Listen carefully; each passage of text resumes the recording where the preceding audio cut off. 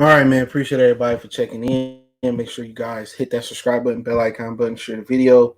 We're going to open up the lines today. We're gonna let people come on. So appreciate everybody that will tune in on the replay. That's gonna jump in right now.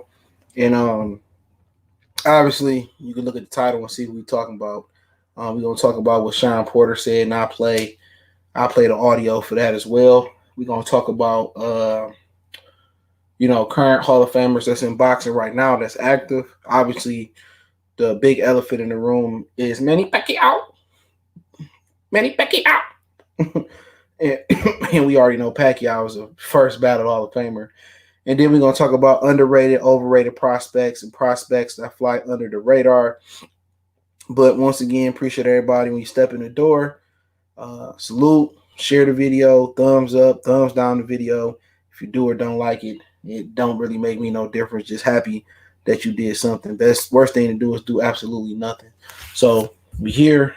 Send these invites out in a minute. Let me send them out. Give me 1 second. If you want to jump on, man, and I know you in the chat, or just hit me up on social media. All the social media links in the description.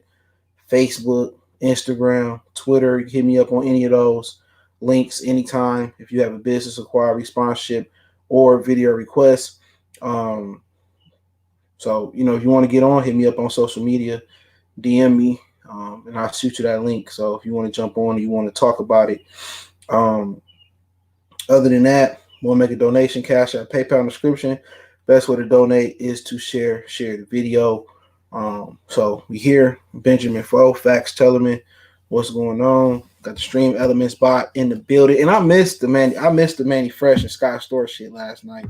I don't remember what I did, but I had to do something, and I did, and I had to do something. Then it was time for me to hit the road, Jack, and I missed it. But I heard Scott Storch told him. I thought the point of the beat battle before we start. I thought the point of the beat battle was to come up with new beats, but they played their old beats, so I knew Scott Storch would kill Manny Fresh though. Ricky E, what's going on? Versatile ENT, what's going on? I mean, I think we all predicted that would happen, but yeah, let's keep cruising. Hopefully, everybody getting treated the right way. I'm gonna do a stream on the coronavirus and current events. I can't promise you Friday, maybe Saturday, Sunday, maybe Friday. So we go live at least 2 times over the next 3 days, at least, man. So. But yeah, man, let's play what Shawn Porter said real quick. I don't have to play it again, but I'll play what he said, man. Let me jump on the internet and play what he said. Give me 1 minute. So if you didn't hear it, this is a clip of it.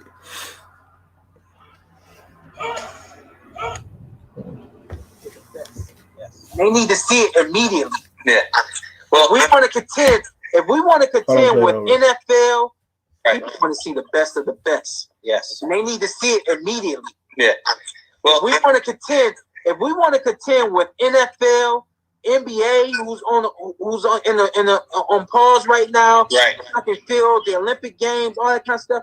If we want to make a big boom, a big splash in the pool, you make Manny Pacquiao versus Shawn Porter. You make Errol Spence versus Shawn Porter. Myself, I'll go ahead and say this. Myself and Terence Crawford, we're gonna have a conversation just before this hit.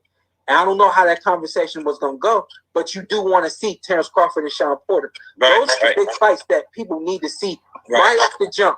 Forget warming up. Forget I need a comeback fight. Forget that. All that's done in the gym, and you know it. If you do it the right way, the training is your warm-up. That is true. That is true. The fight that everybody is supposed to see. That is true. That's very top of the list. Manny Pacquiao, Errol Spence, and I don't know what that conversation with Terence Crawford was going to be like. But I think it was going to be a good one, so we can put his name in there too. So there you heard Shawn Porter. Give me 1 minute. You heard what Shawn Porter had to say. Man. And, I guess he didn't get the memo, but the Olympic Games have been canceled. They pushed the Tokyo Games back to 2021. So that have been canceled. I anticipate the NBA will be canceled. So really they got to just contend with the National Football League and NCAA football. But at the end of the day, him calling out Errol Spence and Manny Pacquiao is just not a reality. You know what I'm saying? It's not a reality. He can say this all he wants to. He was on there with a strength and conditioning coach, Larry Wade. He also the strength and conditioning coach for, I believe, Caleb Plant. He can say this all he wants to. You know what I'm saying? He can be like, well, we need to get the ball rolling and your warm up is in training. And I'm pretty sure we agree with everything he's saying. But to be honest, in the zone eyes and Manny Pacquiao eyes, um, in the zone eyes or Manny Pacquiao eyes, they believe that Mikey Garcia is a bigger fight than Shawn Porter and Manny Pacquiao. Even though Shawn Porter and Manny Pacquiao got history, that used to be a sparring. He used to be Pacquiao's sparring partner. Courtney, what's going on? A lot. What's going on? Heat. Salute. So at the end of the day, don't we should it shouldn't have to wait to make these big fights when the corona got people, rethinking their money funny. And that's another reason why people need to jump into big fights. They money funny. You know what I'm saying? I got all this money, and when you got to maintain and pay all these car notes, you don't have no money flowing in because nobody really signed to Nike. Nobody signed to Adidas. I don't really hear about these dudes doing endorsements like that. You know what I'm saying? So, maybe they do local car dealership commercials or whatever the situation may be. Of course, they should come back hungry. A lot of times they have the time to reflect. You hear the fans tweeting your name on Twitter. You hear the YouTubers talking about the fights they want to see. You hear the fans talking about the fights they want to see. The Mexicans, the whites, the blacks, the Hispanics, the Asians, the whole Puerto Ricans, everybody talking about the fights they want to hear. And it sounds good. But it shouldn't have to come down to the coronavirus to humble motherfuckers because their money funny and they don't want to come back for less money. The problem is a lot of these dudes, the money not there. The money they want is not there because you come out the corona, who got 80 or $100? Who got 80 to $100 to pay for a pay-per-view fight? Nobody. Hey, mine's up and use it for 2 days, and then after 2 days, get another one. You know? Oh, yeah, but who got that money? Nobody. Some motherfuckers want to wait till the damn near zombie apocalypse to sit here and want these fights. Shawn Porter, no, them fights not happening. Do they know them fights not happening? Errol Spence got 2 mandatories. Pacquiao is going to fight Pacquiao is going to fight is going to fight Mikey Garcia. I told you niggas that last year. Yo. Told y'all that's what's going to happen. So Shawn Porter is just an odd man out. Don't nobody want to fight Shawn Porter but Bud. And we was about to have a conversation. Motherfucker, when the last time Bud fought? December? Errol Spence went through a car window in what? November? Shawn fought in September? Y'all, I mean, I didn't see Shawn Porter at the Tyson Fury Wilder fight. He just had got married. But y'all had motherfucking December, January, February. Y'all had all that time to talk. If y'all, don't kill me with, we was gonna talk, we was gonna kick it in. Either y'all want to fight each other or y'all don't want to fight each other. Come on. Y'all can scrap Kell Brook and you get in the ring with him right now and get a title. And a lot of these dudes, they sit here and they run their mouth and they tell y'all one thing and it's not factual. Shawn Porter, it was just told to me before this coronavirus, because he couldn't get the Errol Spence and Danny Garcia rematch. He wanted the easy opponent. He didn't want to fight a guy like Josito or Yugas again. So where did this epiphany come from? He was just asking for an easy fight. See, when you looking at it from our point of view, and then when you got the intel on the inside, it don't match up with the fighter say. I don't believe shit a fighter say. I don't believe shit these niggas say. They say one thing to the public. That's why I don't do interviews no more. They say one thing to the public, you hear, like Jamal, I fight Cinnamon. Come on, Cinnamon. Get behind closed doors. He won $20 million. They offered him 15. Come on. Told y'all about Errol Spence, bro. Behind the closed doors, man. He the nigga that his team don't want to fight. And I ain't missing no words. Go Flow. Salute. Shawn Porter the same way. He want the Errol Spence and Manny Pacquiao fight. He don't really want to fight Bud. And I'll keep it real. Bud don't want to fight him because they friends, I guess. And that's just the way it's boiled down. What's up, Dre? What's happening with it? Shit. Oh, you heard what Shawn Porter had to say, or you didn't hear what he said? Yeah, man. I seen it reposted, bro. I seen it reposted this morning around 11 o'clock. I said, "Say it ain't so." The captain came out the bag. He didn't went and got married, and You know what I'm saying? Had his honeymoon and shit, and now he's trying to go get a bag and fight old Bud. I said, oh, okay. You know, I mean, I wouldn't necessarily say that. You know what I'm saying? Uh, he lying. You know what I'm saying? Obviously, some talks have had to have been had in order for him to just go out and say that. I don't think that he would have went out and said that just to be saying the shit. You know what I mean? But I do know that they is homeboys. You know what I mean? But I mean, I would rather see Sean Porter and Bud than fucking Bud have to go to the UK and what I'm saying, and fight Skip to my Lou, with his old sweet ass. I don't want to see Bud and Kell Brook fight, bro. Me neither. I would much rather see him and Sean Porter fight. You know what I mean? They can put Brook and Kavaliauskas in that bitch with each other. I like to see that. Yeah, man, do something like that, bro. I just think for where Bud at, you know what I'm saying? He shouldn't have to go to the UK and fight a dude. Well, he was going on the road anyway.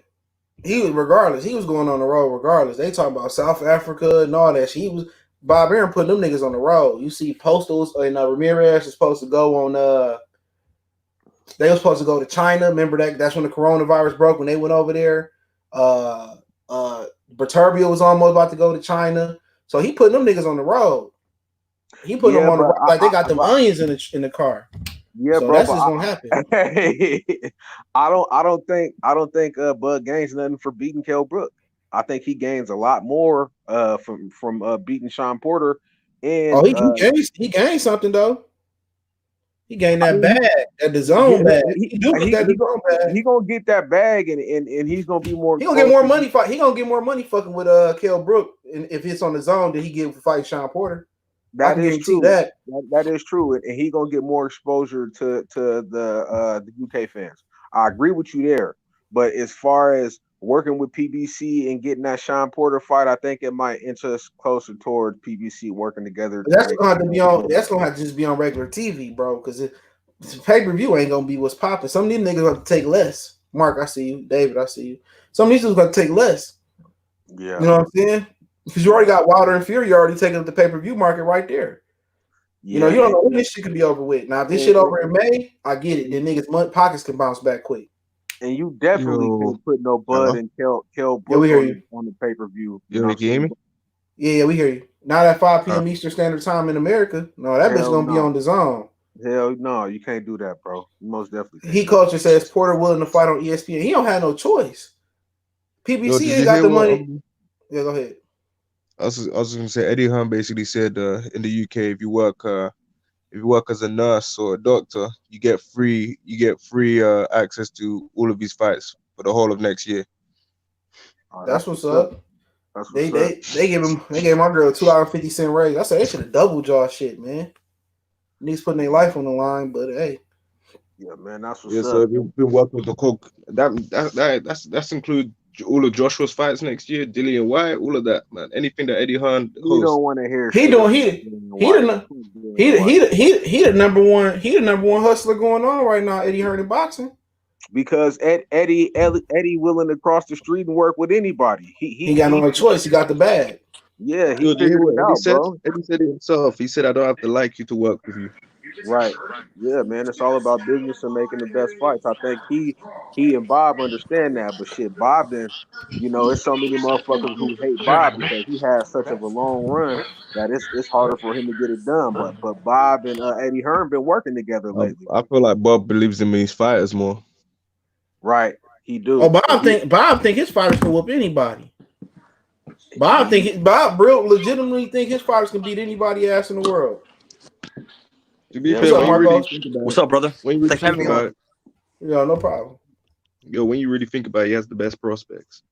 He got the best fighter overall. He got the best fighters overall, bro. He got T.O. He got Shakur Stevenson. He got Colbert. He got Colbert with PBC. Al. Oh, okay. He got Bud. He got Lomachenko. He got Fury ass. Nervantes, Nervantes. He got Josh Taylor. He got Jose. Yeah, them niggas that monopolized. Josh Taylor and Jose. Yeah, he monopolized low. And the new. Do you guys listen to new? Yeah, Nui.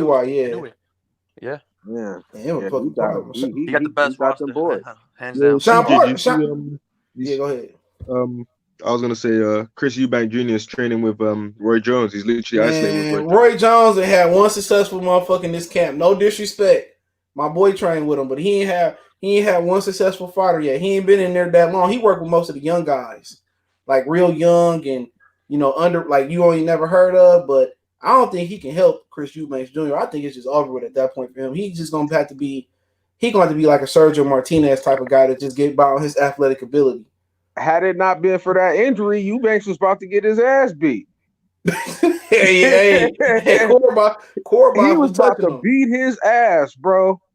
I don't know, man, because Chris Eubank got stamina.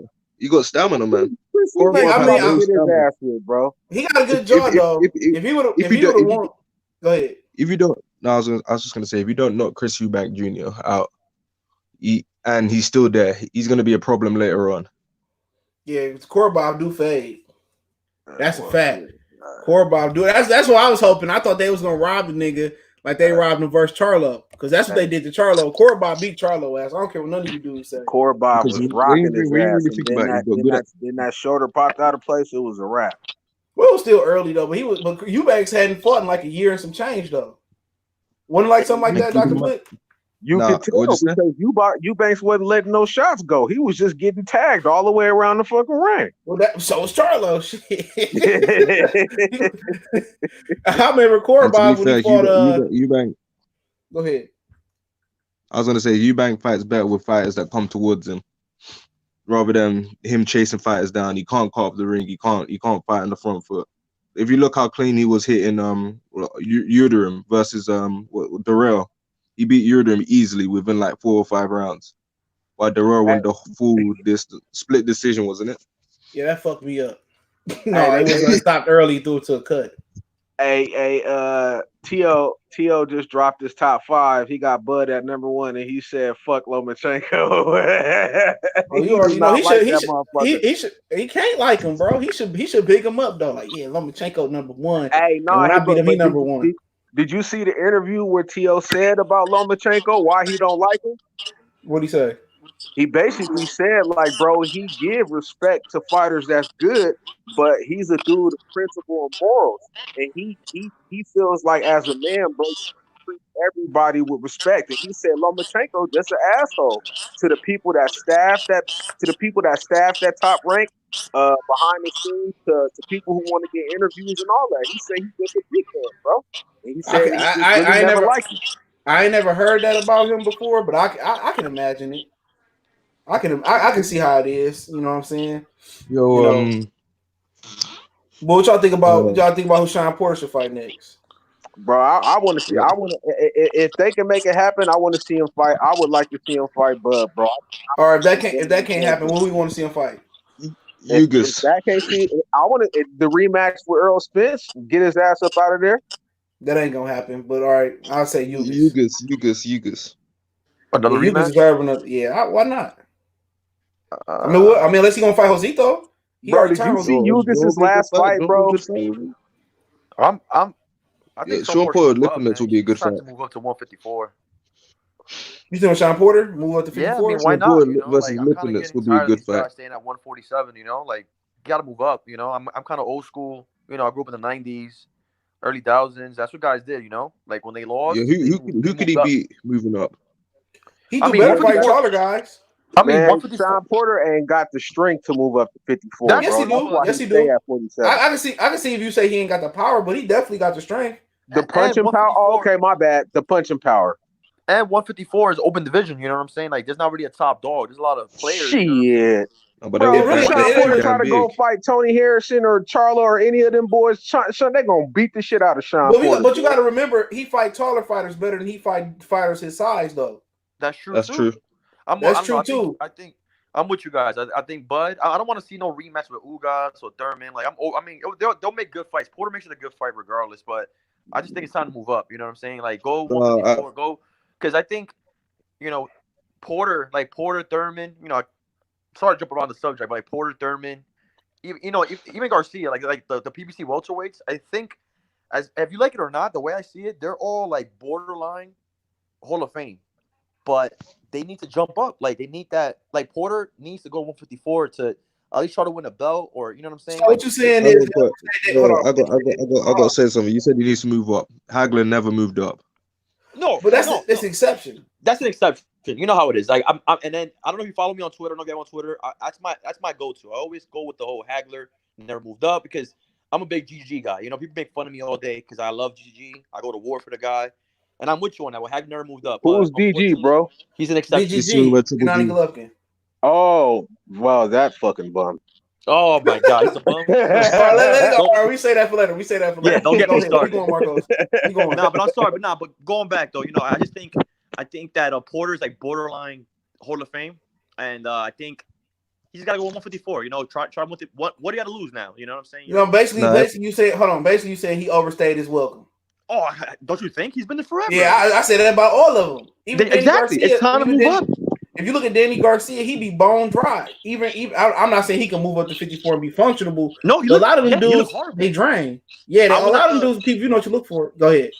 No, I'm sorry to cut you off, but I was like, no, I believe you. Good. And me and my wife went to the weigh-in, to the Reddit weigh-in with Danny Garcia, and he was weight drained like a mofo. Like he's done, and he said it numerous times. He wants to go to 154, but you know how it is, man. You know, I'll have him makes the calls, but I think it's time, man. Like Thurman, when he comes back, like if he ain't fighting Spence or Bud, if you're not fighting Bud, go to 154. You know what I'm saying? I think Bud. Yeah, a lot of them came from 54. Keith Thurman first 15 fights was at 54. Yeah, a lot of them. Yeah, Porter. I think Porter.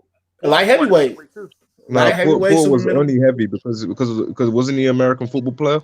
Yeah. So he had to go down because wasn't the same thing with James Toney. James Toney was a heavyweight. You know, he got into a fight with Deion Sanders. No, I'm saying like wasn't you know you probably don't know who Deion Sanders is, but he got into a fight at Deion Sanders at a Michigan football camp, and that's what made him choose boxing. Yeah, he said that he wasn't no. He found out when he got into a fight with Deion Sanders that he wasn't no team player, so he went the boxing route. I think all them overstayed they welcome. Spence he started off at 54, about 5 or 6 fights there, came down. So he been there. He been at welterweight for 7 years. And they only getting older too, man. 30, what are you, 31, 32? Yeah, I think it's all time for all of them to move up. There's no way Bud and Thurman or Bud or Porter, Spence, and it shouldn't even be a thing. Al Heyman only want to throw his fighters in there together because Eddie Hearn tossing all that money around. Yeah, unfortunately, that's what it is. But I'm with you, man. I think it's time to move up, man. Like, time for them to move up. Errol Spence and Terence Crawford shouldn't even be a thing at 47 right now. You should be talking about like Terence Crawford and like maybe I don't know who the fuck else to be there, but you know you should be talking about him and Ugis and some other dudes. Like all them welterweights at PBC overstayed their welcome. 100%. A lot of guys, yeah, and even the guys at 154 got to move it to 160. And people say something about Hagler. But the difference between Hagler moving up and like a guy like the rest of these dudes moving up is that 168 was predominantly around Hagler time. It was a European division. It wasn't as multicultural as it is now. It was like the cruiserweight division. Gotcha. That's what 68 was then. So Hagler, you know, he went over to England and fought my mans, and he I don't know if he fought him there and got a draw or got a whatever, or got robbed and he beat his ass down the line. But he did go abroad, but it was a European division. It was like, you know, people skipped over that like cruiserweight, you know, to go to heavyweight. So when people say, oh, Hagler never moved up, it's only because that the division above him, it wasn't no fights there. So when you got Duran, you got Mugabe, and you got all these different welterweights and Tommy Hearns, and you got all these different dudes willing to move up. The only guy they said he ever ducked was Mike McCullum. Hey, but I think these dudes is scared to move up because that jump from 47 to 54, a lot of guys' power doesn't a lot of guys' punching power don't. You know what that is? Go ahead. You know what that is? No. The glove is different, right? Yeah, the gloves get bigger. Go up 2 ounces. They go 2 ounces. Yeah, so 10 to 12, right? 10 to 12. So they 8 to 10. 8 to 10. So they're scared to do that. It's just like I think the jump from 47 to 54 is harder for a lot of guys, but going from 54 to 60 is an easy transition. No, they said one. Yeah, they said one of the harder jumps is 40 to 47. Believe it or not. Okay. They say that's one of the hardest jumps. I don't know, but man, no. people forget about Henry Armstrong. That motherfucker held the featherweight title at the same time, the lightweight title, and the welterweight title. Yeah. That's crazy. He had all at the same time. Remember, it was only like 8 weight classes back then. When people talk about the GOAT, forget to mention him. Bird Sugar had him as the second best fighter ever of all time. Yeah. I think he had Sugar Ray Robinson as the best. People forget Muhammad Ali named after Sugar Ray Robinson. Freaking I think Sean Porter versus Lipinus would have been a good fight if Lipinus. Lipinus got an interim title bout. That's why it's always good to read. That would have been a good fight. That'd been a good fight. No, those are all good fights. Those are all, like I said. I wanted to see Figueroa and motherfucking Sean Porter fight before he got beat up by Yukas. Hey, I wouldn't mind seeing a rematch between Shawn and Keith. Yo, at this rate, you're gonna see Sean Keith Porter Thurman versus gonna get his Josh ass Taylor. beat.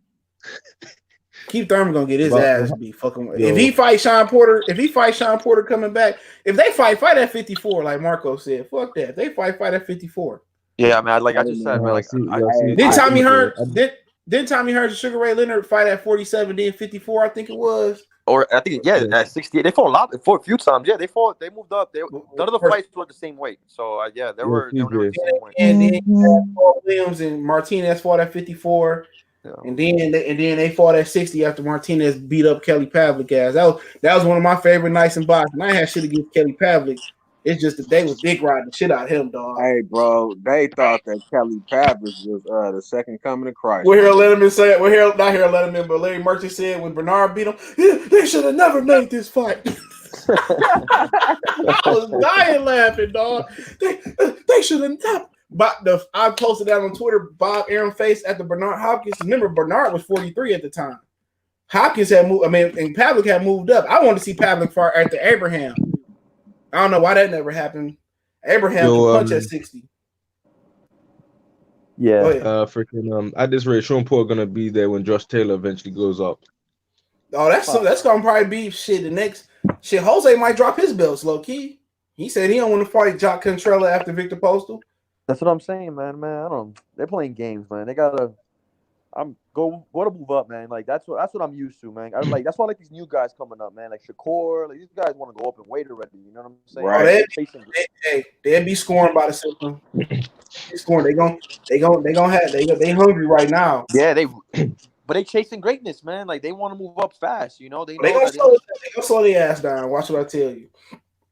Bob Arum didn't want him to fight Christopher Diaz. Remember that? Yeah. And James Prince had to go in there and tell Bob, hey, let him do it. He beat shit out of Christopher Diaz. Beat the shit out of him, yeah, man. He did. Yeah, last Puerto Rican hopes, besides that kid that's what's his name from Jersey. I think there's 2 Puerto Rican guys. One Bob Arum signed and another Al Heyman guy. I can't remember. Banga, and then the middleweight. Ain't Danny Garcia Puerto Rican?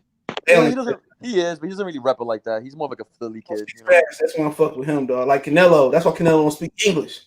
Yeah. Canelo starts speaking English, he gonna lose 50% of his fan base.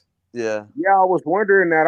I'll be like, bro, I know this nigga can speak English. Oh, he can speak English. Him and Lara can speak English, but don't. Man, them motherfuckers gonna never drop one word in English.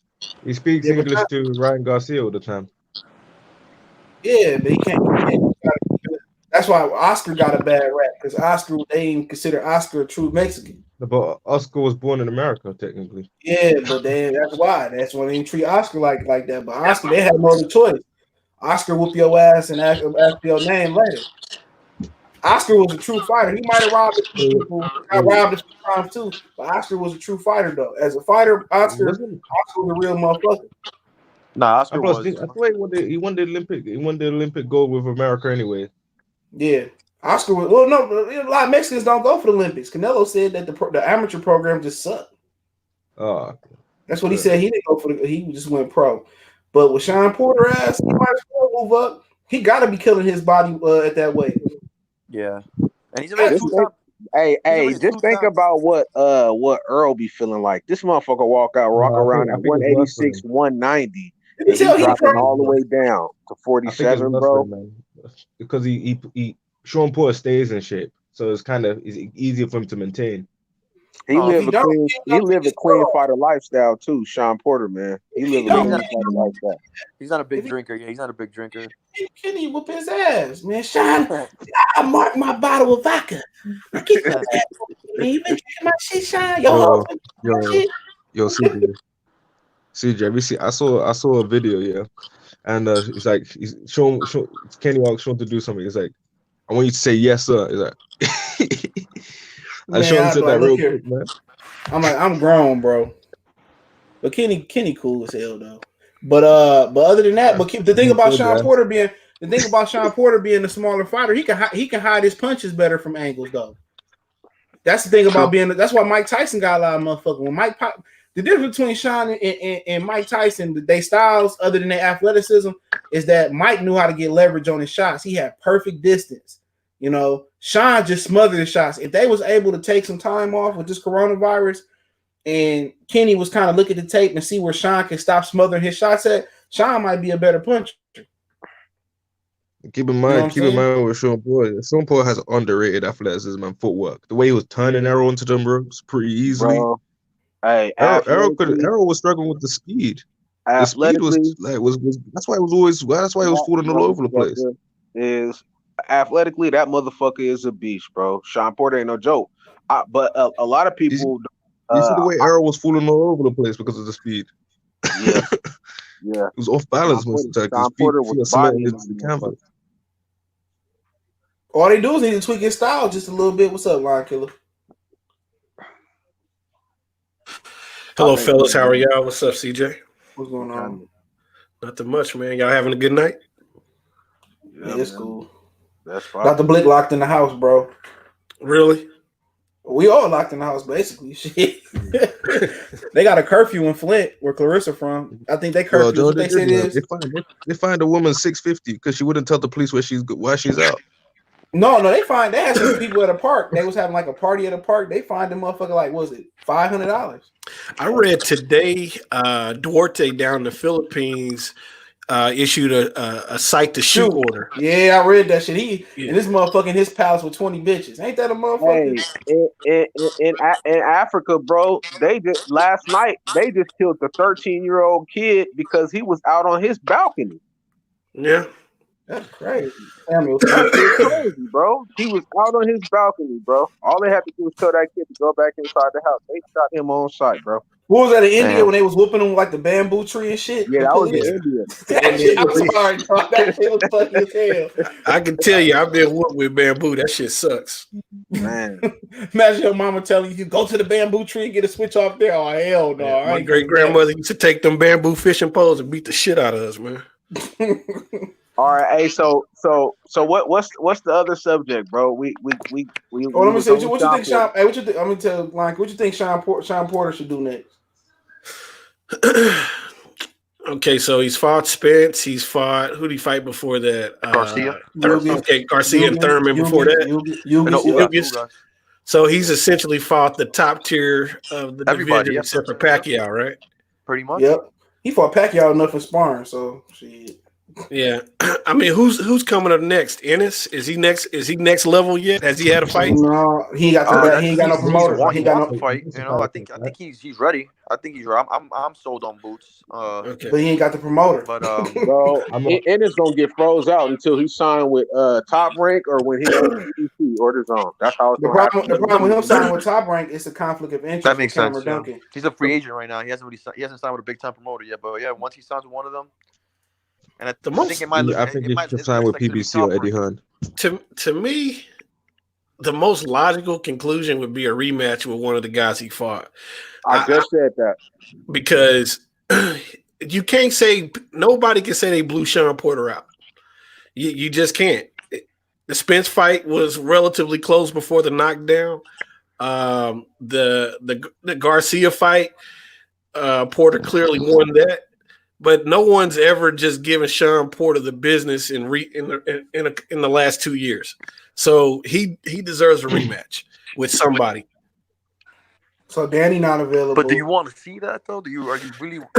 It's not what I want to see. I'm just talking about from the standpoint of performance. Fight Kell Brook at 54 again. Yeah, I mean, but I I think a belt should be I on just the line if prefer. you're gonna rematch. You know, sometimes. Well, you know what? We'll get to it, but yeah, you're right. When it's unfinished business, he deserves another opportunity. You know what I'm saying? Like I get what you mean. I think he can beat Colbert. Right But it's now, I think if Shawn fought Errol Spence, he'd beat Errol Spence the second time. Yeah, he I'm might, interested. especially now after what happened with Spence. You know, we don't know what kind of what kind of toe is he in. You know what I'm saying? Because always when you get in an accident, you're never 100%. You know what I'm saying? Yeah. Yeah, depending on what you let's fucked up. be real. Like a lot of guys that came back from accidents are never the same. So we don't know. I mean, I would hope. I would hope Spence is good, but you don't know. You don't know how his body's But gonna the react. problem is, with Errol at this moment in time, he could put himself in the category of the career of what could have been. That's true. With how things are going down with him. They can be But he did. But I don't feel bad for him because he did that shit to himself, bro. But the problem is, I do feel bad for him because motherfuckers make mistakes. Bro, motherfuckers make mistakes. Hey, look, hold on. Paul Williams on a fucking motorcycle. You know how many times his trainer probably told him, man, get off that motorcycle. Diego Corrales. Hey, shit, motherfucker, when you young, you make mistakes. You give me $5, $13, $20 million. I'll probably be doing dumb shit too. Everybody, All right, CJ. But out of these guys, bro, how many of these guys do you actually think really drive themselves around especially if they go into a club to drink, bro? Let's just but true that though. Shit, you can say the same thing about a lot of motherfuckers though. Yeah, you can say he probably done that. He probably done that shit 1,000 times. This nigga in the chat that did that shit 1,000 times. Think about all the fighters that were on cocaine and other stuff during their careers. Crack. There's a few crackheads, nigga. Some that just died. I ain't saying no name. Frankie Randall, who beat Chavez twice, literally came out of rehab to fight him in the first fight. That dude was on crack. So CJ, so you got John Jones as a prime example as well. Yeah. So like I said, motherfuckers make mistakes when you're young, man. I mean, I ain't. We seen fighters do way more heinous crime. What about the dude that just bust his girl shit over there in the UK? Glitter shit. Scott Fitzgerald, what his name is? Dr. Blick. Yeah, I know about that dude. He allegedly split his shit. What's his name? Is it Fitzgerald something? He fought Ted Cheeseman. Did he beat him? No. Yeah, he beat Ted Cheeseman, but apparently Ted Cheeseman should have won. Aaron Pryor always came to the ring coked up. I mean, boxing has a history of abusers and users, man. So Lawrence Taylor, greatest football player of all time, in my opinion, or one of that motherfucker was doped up. So it happened. So he just got to not make the same mistake again. Do it look like Errol gonna make the same mistake again? Yeah. Yep. Hang around with the same niggas and shit. Yeah, it look like he gonna make the same mistake again. Hey, it kind of seemed like after the accident, it got worse because you're dealing with the pain. Right. You're dealing with the pain. So you're gonna automatically, it's kind of like when you start taking that medication he giving you. I know a motherfucker I used to work with, used to pop when they had Vicodins, not when they was what they call them now. What they call them motherfuckers now? The Vicodins. They used to be Vicodins. You mean opiates? No. It was Vicodin, but they call them something different now. They kind of downgrade thing. Huh? Not Quaaludes. I'm trying to think of what Vicodin what was. the fuck they call it? I think it's oxycodones. Is it oxys? They used to be. It's them. Yeah, that's what they used to be. Oh, dude, I used to pop like 3 Vicodins, dude. And I used to be a fire marshal. I used to drink a beer, nigga. That motherfucker used to be in heaven. Man, heaven must feel like. That's what he used to say. I'm like, hey. When I owned nightclubs, half the bartenders I had coke habits. Would do that shit right before they go to work. Be on time, do what they do. Some people can function doing drugs. Other people overdo it. That's why it's called drug abuse and not drug regulation. Some people can't. Narcos. That's what they call it. Good looking Stanley Bailey. Yeah, so you go ahead. Some people can simply handle doing shit and other people can't. So from what I've heard from Errol Spence, he likes to party. He does what he does. Getting tossed from a Lamborghini at a high rate of speed, that dude's going to be fucked up for about 24 months. I don't care what anybody says. They're probably downplaying his injuries and everything. Last time I saw him, he didn't look right. So, World Breaker, keep in mind as well, since he's quote unquote back in training, he's going to make the healing process kind of regress or not even improve. Right. And I don't necessarily think with Earl, I don't necessarily think it's all physical, bro.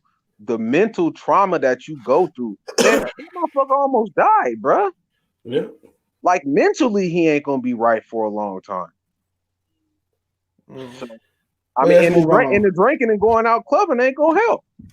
Nigga, if all that kill you. I'll be eating right and training all the time and being with my family, bro. That's all I would be doing. All that really actually do is it take longevity off your career. So if you put your money up and you got like a 10 year, like I want to be out after 10 years and get my money together. But if you a motherfucker that's living, fight to fight on checks, and you might want to go long like Bernard or go long like Floyd, that's gonna hurt you in the long run. Right. You know what I'm saying? So, for him, that is what it is. But let's talk about who are the current Hall of Famers in boxing right now. It's current. Other than Manny Pacquiao, I think everybody, so who already in the Hall of Fame, y'all do you want an honest assessment or a actual boxing assessment? Because them shits are different. How many we gonna do? 5? We're gonna do like 5? I mean, is it even 5, isn't it? I don't think it's 5.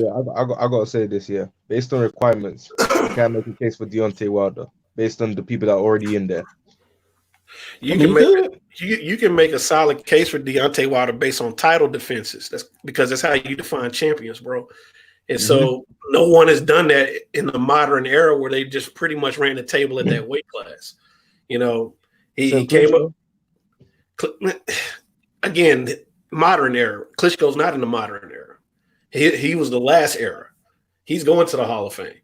One way or the other. I just think the Boxing Hall of Fame's credentials or qualifications for Hall of Fame induction are fairly low. It's just like I mentioned on one of CJ's videos, Arturo Gotti's in the fucking Hall of Fame.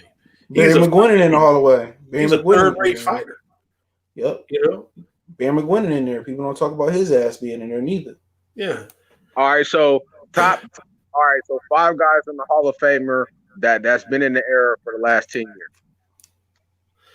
I would say. Well, I mean, that's active. That's active. Okay, active. Right. That's been in the era. That's been in the ring for the. Who active? Who active now? No, who active to this day? You said 10. I was like, okay, yeah, Floyd 10. I'm saying that there is some guys that's been active. Okay, 7 years. Fuck it, 7 years. No, who active right now out of the active group? We already know who the Hall of Famers is. Shane and Bernard and all them motherfuckers. Marquez, they going in next year instead of this year. So I'm talking about today. The guys that's active. That's on top of their division, not no faded ass motherfucker, even though I don't know who faded out there. Who like active guys, like right now, like the 2020 niggas, like Canelo will be first to go in there just off. He going up there off red. Yeah. He going off popularity. I don't know if he should even count in the equation because that's an automatic. Wilder has to be considered Hall of Fame material based on what I just said. Hell yeah! So you guys don't like him, but they're gonna put Triple G there. Yeah, that's one motherfucker I can't. I mean, you had your own tag. I wish Marco still was in here. I fight cab driver every day for 5 years, and suddenly I'm Hall of Famer. It is beautiful. I love it. Can I have Colt 45 now? Hey, bro, he sounds just like that motherfucker. They want to put him in there. Put him in there, bro. I ain't got the strength to argue today. All right, so put him in. All right. So he said Canelo, he said Wilder, and he said Triple G. All right, who your other two? I'm still tripping on Triple G though. I got to interject here. No, CJ. Let's be honest. I just want to know. Who the fuck did he beat, bro? I mean, come on. At least Wilder beat anybody. Exactly, bro. Like you know how he's getting in the Hall of Fame, CJ? HBO promotion. Yep. All right, that's it. Let me tell you something. Yeah, he beat Danny Jacobs and he beat Devin. No, man, listen. Hey, Sealy from the color purple. Sealy from the color purple beat Danny Jacobs, bro. Hey, I'm joking, man. What boxing rec say? That man ain't beat Dervinchenko. Dervinchenko beat the dog shit out of him. So did Danny You said what boxing rec that night. Boxer Rec says he beat him. That's what boxing rec say, but I watched the fight 4 times, and I'm telling you, Dervinchenko beat the shit out of that boy. Yeah, Dervinchenko was giving him hell. But anybody that knew amateurs, like I knew about Dervinchenko when it came to Triple G. I had heard stories, years back that Derevchenko was always trouble for Triple G. Is a guy he wanted to avoid. That motherfucker. Hey, bro, Derevchenko's so dangerous. After them 12 rounds, I swear, Gennady Golovkin, bro, looked like he was about to die. Derevchenko could win another 3 rounds easy. I said, this motherfucker's a beast. Fighters today couldn't handle 15 rounds. Man, you ain't lying, bro. Hey, I'm just saying, based off his body language and his breathing, bro, that motherfucker Derevchenko in good shape, bro. I think he could have won another 3 rounds, and Gennady Golovkin would have quit. Yeah. Well, the reason he looks so good against Golovkin is they fight a similar style with the Eastern European boxing style. And European boxing style is pretty generic. It's basically it's a fundamental style of boxing. So if Derevchenko is probably a superior boxer to Triple G, that's why they don't fight each other. That's why they ain't fight each other. They know who to fight, who not to fight. Derevchenko will give anybody. I think Derevchenko will give Canelo problems. That's what Canelo. Oh yeah, I forgot. Yo! I just realized Danny Garcia is going to Hall of Fame. Yeah, I ain't gonna argue that.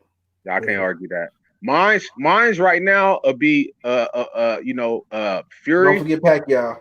Mine's would be we I thought you said we got to exclude Pacquiao because that's a given.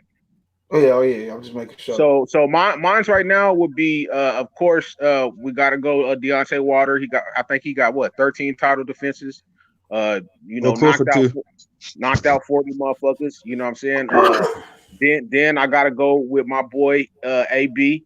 He had titles in 4 different divisions, didn't turn down no fades, and we talking about, you know what I'm saying? Yeah, I got a question. Mm-hmm. Will AB be the first person to go in the Hall of Fame that hasn't won in like 5 years but still active? It's not. Well, my thing is this, bro. It's not about what he's done lately. It's about he's never turned down no fades from nobody. When he lose, he don't hide his face. He'd come right back to whatever next fight it is and show his face and still tell a motherfucker I'm the best. I gotta respect that, bro. And he got 4 titles over 4 different divisions. He moved up. He didn't just stay at one place. That's not easy. He definitely deserved to be in before Gennady Golovkin has. Facts. Okay, so that's speaking from the heart and shit. So that's Wilder and AB. Then my third, of course, is gonna be Terence Bud Crawford. I mean, you know what I'm saying? 135, 140, 147, and motherfuckers. Hold on, son. You trying to tell me keep one time Thurman not in your top 5 Hall of Famers? Hey, hold on. I beat Danny Garcia. Come on, son. And then after that, I gotta say Shawn Porter. We talking about back in 2015 and 16. Shawn Porter was fighting Danny Garcia. He was fighting Keith. That motherfucker was he fought Kell Brook. He fought AB. He fought everybody. Errol. He didn't fought everybody, bro. I go ask you a question. Yeah. Just to play devil's advocate. Yeah. Who's more accomplished? Shawn Porter or Josh Taylor? Ooh, that's a tough one. I gotta say Shawn Porter because Shawn Porter, look at the names Porter done fought. Has Shawn Porter ever unified? No, he ain't never unified, but look at the names he has fought though, bro. We're going all the way back to 2015 and 16 with Shawn Porter. I do get what you mean. But look what Josh Taylor's done in less than 20 fights. Who's the best fighter Josh Taylor done fought? He's fought Postal. Look, hey, that's how you know. That's how you know, Dr. Blick. It took you had to say he fought. That's how you know. No, he fought. No, he fought Postal. He fought. He was the first man to stop Miguel Vasquez. Canelo didn't do that. In 2 fights they fought.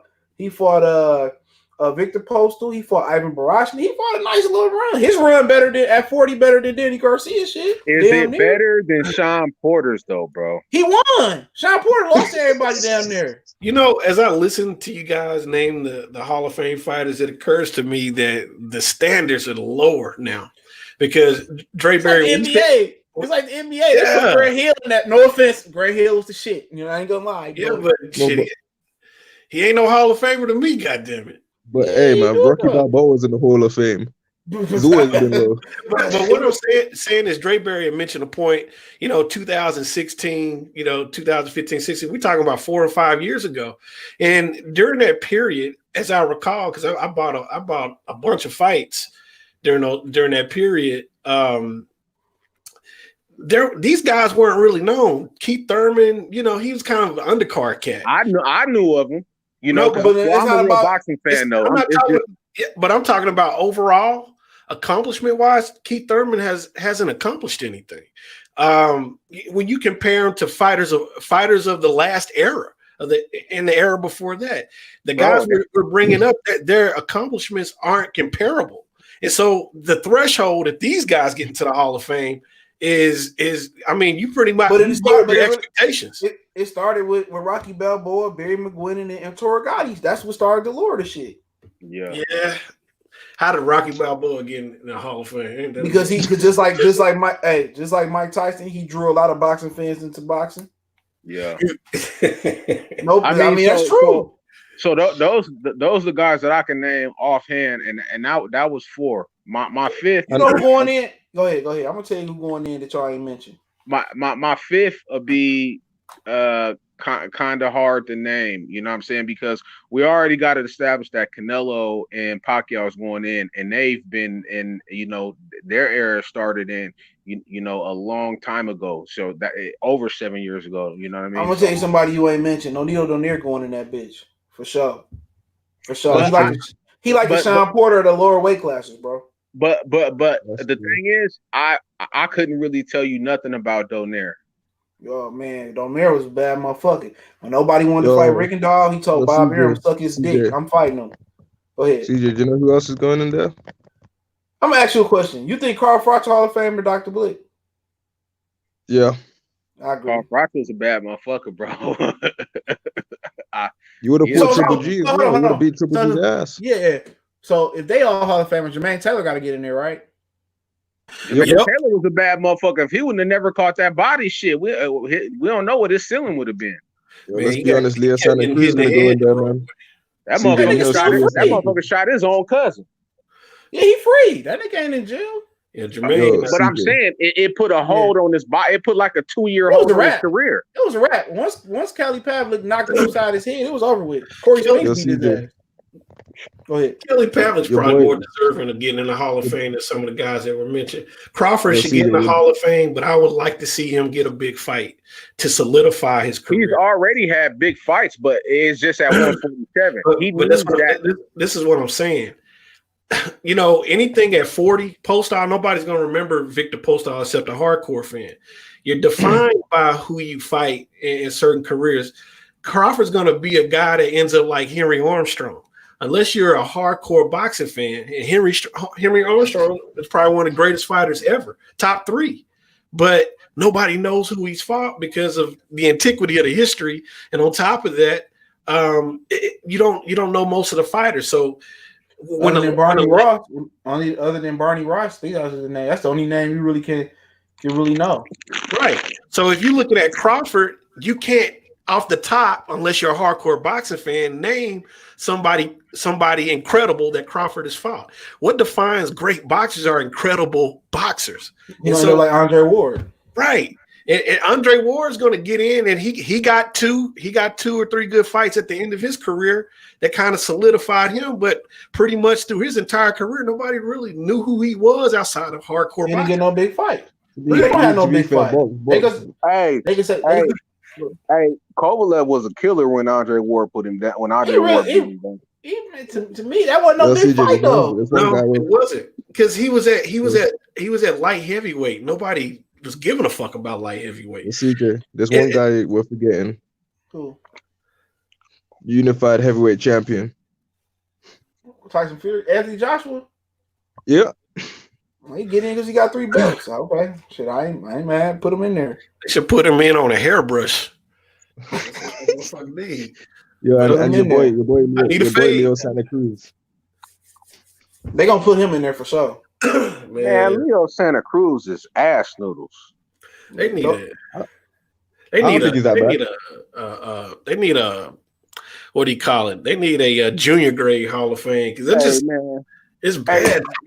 Bro, you put Leo Santa Cruz in there with a motherfucker who could crack, bro, they gonna knock his ass out. The thing I noticed about Leo Santa Cruz is every time he throws a combination, he got a twitch with his gloves where he turn his hands. bro, somebody gonna catch the fuck out of him, bro. He is not a good fighter, bro. But here's the problem. Here's the problem, man. There's not really that many skilled fighters in that weight class, other than like the likes of Gary Russell and people like that. There's not a massive amount of talent there.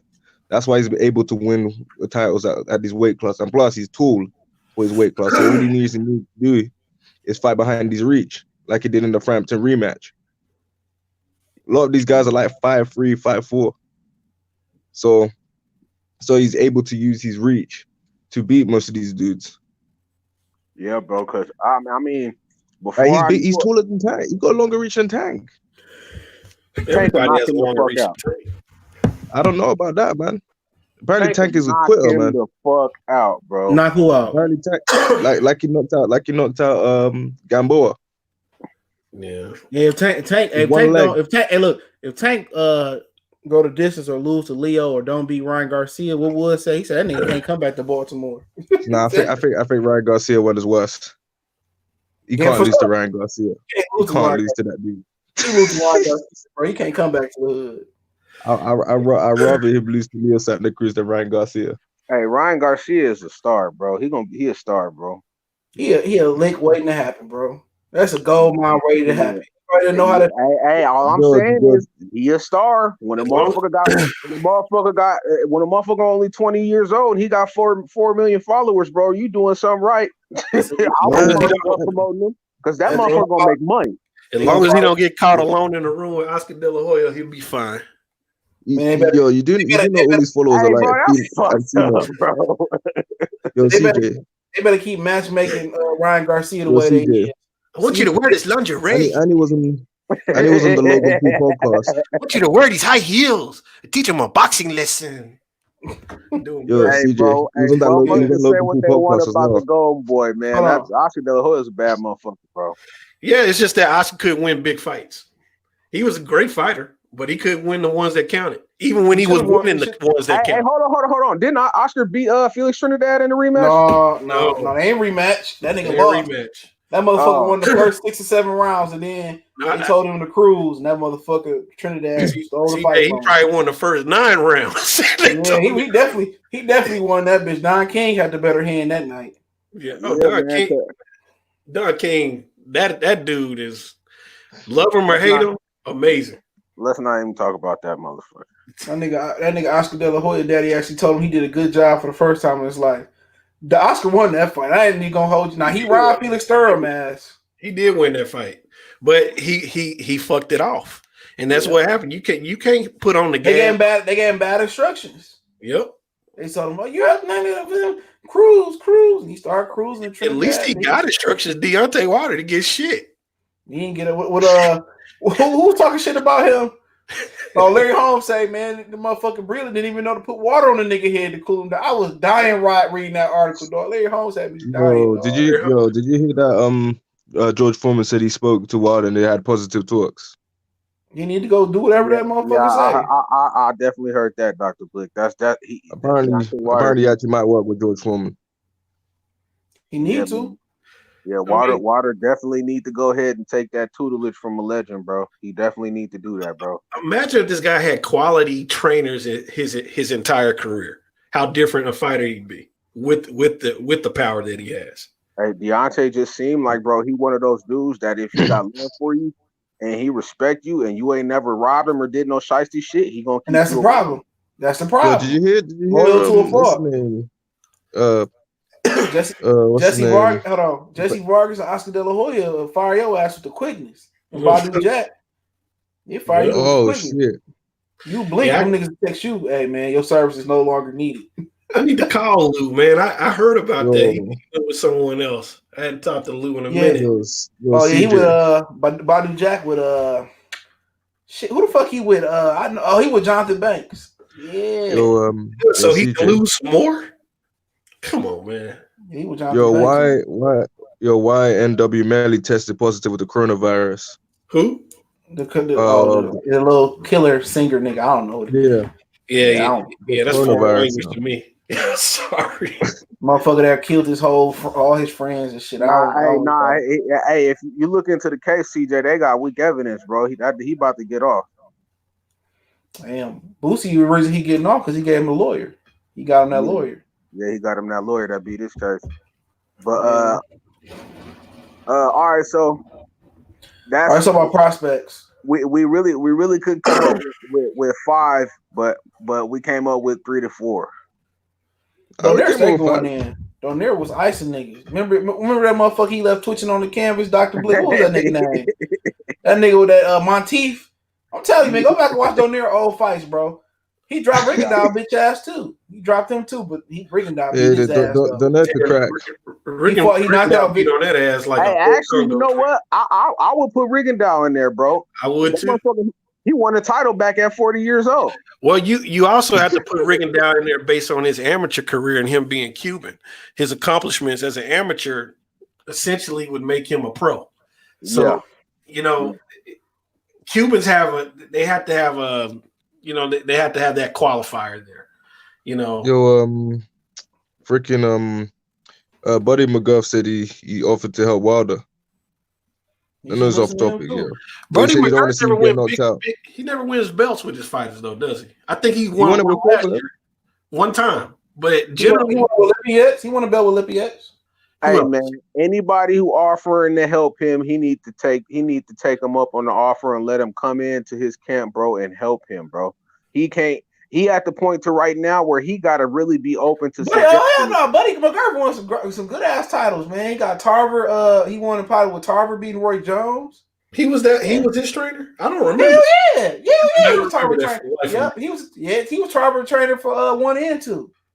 Yep, he knocked him out. You got any excuses tonight, Roy? First of all, I ain't got no excuse. Goddamn it! Hey, everybody know that trauma, motherfucker right there. Hey, that traumatized a lot of niggas coming up, man. I was mad as fuck. It traumatized me, bro, because I was a huge Roy Jones. It was Pretty Boy Floyd and Roy Jones, bro. I hated seeing that. They even named the pay-per-view No Excuses, bro. I was hurt when Roy got beat. What was that, 98, 99? No, that's like early. That's 2003. Okay, so 2004. No, the first one. The first one was like 25 and shit. I remember. Yeah, the first one was in 2003. The second one was in 2004 because he was supposed to fight Mike Tyson, and Roy Jones turned it down. If you watch the fight again, they was like, "Well, Roy says he wants to fight Mike Tyson." And I'm like, "All right," because that's after he beat Ruiz the first time. Well, I thought Roy Jones initially he wanted to fight Lennox Lewis, and then Mike Tyson came up. Lennox Lewis was actually first, and his dad pleaded with him not to fucking take that fight or even entertain. Yeah. You know, yeah, man. That's one fight I could say, bro. I was honestly hurt when I seen Roy get got any excuse today, Roy? Hey, man, you knew Tarver. Tarver was talking so much shit. It made me hate Tarver, bro. I didn't like Tarver until he started announcing. I hated Antonio Tarver, bro. The way he came out the tunnel, that nigga was just too confident. Roy Jones just looked beat down, tired. It's the way his soul left his body. Yeah, after he came down from heavyweight, it was a wrap for Roy. Yeah. Well, you have to understand, he took a dramatic alteration to his body. You go up from light heavy to heavy. He put all muscle on too, right? And he then put all muscle on.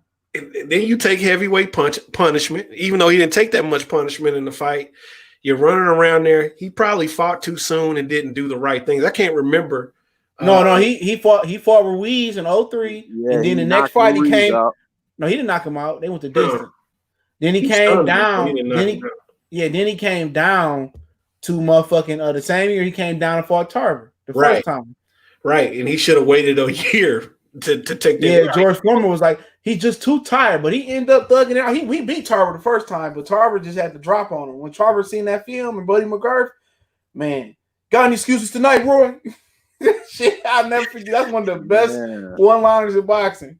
Roy Jones didn't look himself after that. But he went on to beat Trinidad. He got knocked out versus Glenn Johnson after that. Bang, bang. They shot me down. Yeah, I remember. I remember the video. Yeah, Glenn Johnson also beat Antonio Tarver. And Glenn Johnson, just a career journeyman, man. He was a construction worker. No bullshit. Remember, he was a construction worker. Was it Carl Frost that fought him in the Super 6, or was it Andre Ward? I can't remember. It was one of those two. But the thing was, once Roy's chin got exposed, everybody had the playbook. And so all you had to do was touch Roy on the chin. His reflexes slowed. He wasn't the athlete that he was. And I've always felt that Roy didn't have traditional boxing skill. And so when you slow down, your weaknesses are exposed. People can play off of them. And that's what happened with him, man. Yep. I think the weight cut was a detriment because Roy's been hit clean before. You just never. It's just that when you go down the weight, it just wasn't the right way that he went down. Because I've seen Roy get hit clean before. What's his name? Hit him in the first round. That motherfucker had them reflexes like a jackrabbit, and once them reflexes went, and he wasn't. What's his name? John Ruiz hit him, man. Please, bro. This is the biggest difference between Bernard Hopkins and Roy Jones was skill. Fundamentals. I won't say skills. I just said fundamentals and technique. And those fundamentals and technique took Bernard Hopkins fighting past the age of 50. That's how supreme they were. He still had the ability to be a ring general and be effective in the ring. And he took care of his body. Roy Jones was partying and shit. Yep. I smoke, I drink, I'm supposed to stop, but I would pick his basketball game before I come to the ring. And then he did that shit though. Bro, that's one of the second craziest shit I heard. I remember Tim Bradley was telling the story. I think the nigga said he ran like 5 or 6, 7 miles before a 4 or 5, 6 round fight just to see if he could test himself. I said, you gonna fuck around and lose in a ballroom, nigga. You crazy as hell. That nigga said he ran like 5 or 7 miles before a fight. Who, Tim Bradley or Roy Jones? Yeah, no, Tim Bradley. Yeah, he said He said, I want to see if I could challenge myself. I said, you a crazy motherfucker. He must have been fighting the gym. Oh, he was in the ballroom. He was coming up. You know what I'm saying? I was mad when he got rid of Joel Diaz, but I fuck with Tim Bradley, dog. Tim Bradley fight your ass in your backyard. Tim Bradley was a real nigga, dog. Real talk. Yeah, Tim Bradley was a real fighter. Come to your house. Hey, one thing we got to remember about Bernard Hopkins, bro. When you go to prison, essentially it preserves your body. You're not putting you ain't. They give you exactly. You know what I'm saying? Not back then. Yeah, now man, them niggas got TikTok. They got dog food in that bitch. They got drugs in their food. Hey, I'm saying though, but he was a boxer. He was a fighter in jail. So you ain't putting no drugs in your body, right? All you doing is training and sleeping. You know what I'm saying? He preserved his body for 10 years, and that's why Bernard was able to go. And what it did was it gave him structure. So when he came out, he didn't change shit. Roy Jones still beat his ass, though. Roy Jones still beat his ass. Yeah, but Roy is a different animal, though. I'm just saying for the longevity that motherfucker had. Are we talking about somebody who was fighting the top at the top of the top? In his 50s. Yeah, he was fighting motherfuckers who was 24, who was 28 and 29 years old when he was 43 and 44 on pay-per-view. Giving them business. Kelly doing numbers. Kelly Patrick was 26 when he fought him. Man, and Bernard was 43. Yo, Bernard's greatest quote. I'll never let a white boy whip on me. And then then that dude freaking knocked him outside the ring. Yeah, Kelly Patrick. No, that's called no.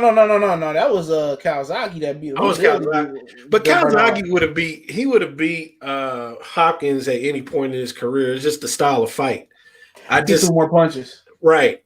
You think Kawasaki would have beat Bernard in his prime? Yeah, because of the style. It's a style, bro. It's the style. And so too many punches. Yeah. And Hopkins is just not a busy fighter. He's a tactile fighter. And so what he does is take you out your game. He wouldn't have been able to take a workhorse and punches like Calzaghe out of his game. Now, Calzaghe versus Floyd, not Floyd, but Roy would have killed that nigga in 3 rounds. But it would have did him dirty. But again, reflexes, post-reflex, prior to reflexes. Roy's 2 different fighters. I saw Roy hit a dude 2 times with a 1-2 before the camera could react. Man. I mean, this dude was shotgun fast, bro. Man, Roy, and it was nothing motherfuckers out with double left hooks, bro. Yep. I mean, he was a freak. Who's some of the underrated and overrated prospects as we wind down? Y'all got. I think the most overrated to me is Lomachenko. No, he ain't a prospect. Prospect like young fighter. I think the one that is I mean, bro. Well, you already know I love Gabriel Flores. I I think that because of his looks and his followers, I think Ryan Garcia might be a little bit overrated right now. A little bit overrated. I think no. Hey, CJ, you have to admit, bro, he has the star power. Bro, he does. He got the skills. He got the skills. I don't know. Bro. I think he's a good boxer, but I don't think that he. I don't think he's fucking with Devin Haney right now. He needs to slow that shit down. He another guy. He another guy I'm kind of on the fence on. For some reason, I see a bad end for that young fella, bro. I see him get one of. I remember when I was maybe 18 or. Go ahead. I'm like 18 or 19. I ordered a bunch of tapes, like greatest and funniest knockouts. I think Ryan Garcia gonna be on the end of one of the funniest knockouts. Oh man, I'm just being real with you. I see so many weaknesses in that kid, man. He hasn't fought anyone credible, and he doesn't have the skill set that I've seen thus far to be able to compete with anyone credible over the long haul in a fight. He talking about Amir Khan. He gonna end up like Amir. He remind me of Amir Khan, bro. Just a little bit. Amir Khan probably has more heart. Hey, bro, Amir Khan, we can't lie, bro. Amir Khan was a bad motherfucker. Amir Khan, and he's a on his chin. Amir Khan ain't ducked no fades from nobody. He ain't ducked no fade. He said, I'm gonna get this $10 million, and once you spit on my chin, it's over. You know the thing about Amir Khan is, if Amir Khan was disciplined, he would have won a good portion of his big fights. That's what Vergil Ortiz said. That's what what's his name? Vergil Hunter said. Well, if they could have held Canelo, he would have beaten Danny Garcia.